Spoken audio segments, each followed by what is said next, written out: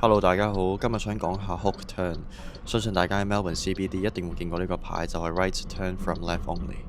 可能你會覺得好奇怪，點解轉右要去左邊呢？尤其是啱啱到 Melbourne 嘅朋友。咁我呢條片就會輕輕解釋下，同埋同大家講點樣做。咁你睇到張圖啦，我哋就係白色嗰架車。咁你見到十字路口中間嗰兩條橫線同埋兩條打洞嘅線呢，係電車路嚟嘅。變相我哋係要同電車共用同一條路，所以佢設計 Hook Turn 出嚟，令到大家都可以同一時間行，同埋亦都唔會阻塞交通。聽落其實好似好抽象，等我示範下俾大家睇。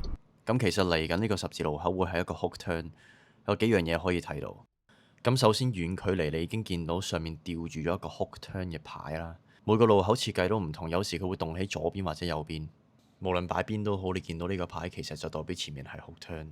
同一時間我係打住左燈話俾人聽我要入左線，之後慢慢碌入去左邊線。你再見到地下呢個標誌，你就知道呢一條線係可以轉右，即係話係 Hook Turn。同一時間我係打住右燈話俾人聽我要 perform 一個 Hook Turn 啊，前面。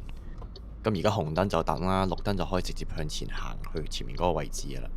咁你見到箭嘴指住嗰個位置，嗰個格仔就係我哋要去嗰個地方。一陣綠燈嘅時候，我哋就要喺前面嗰個位置度等。喺度想提一提，有啲 Hook Turn 嘅路口係唔會有呢個格仔畫出嚟，但係其實都係要喺呢個位置度等。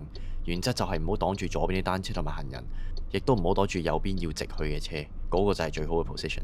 我哋綠燈之後就慢慢碌向前面有個格仔嘅位置。有時有啲冇畫線嘅 Hook Turn 十字路口呢，你就大概想像下嗰度有個格仔，停前少少，唔好擋住後面啲車就 OK 嘅啦。好啦，個重點嚟啦，好多人以為右邊冇車直去，對面又冇車就可以轉右，但其實係要等到紅燈，然後右邊盞紅綠燈變成綠燈，你先可以走。好啦，當佢轉黃燈嘅時候，你就要準備好；準備轉紅燈嘅時候，你就要扭定個軚。你見到呢個位置右邊綠燈就要快啲離開呢個路口。同一時間，我係望緊右邊塊鏡，睇下有冇人衝燈或者有冇單車攝緊上嚟。冇嘅話，要快啲走啦。咁樣你就安全同埋正確咁完成咗一個 Hook Turn 啦。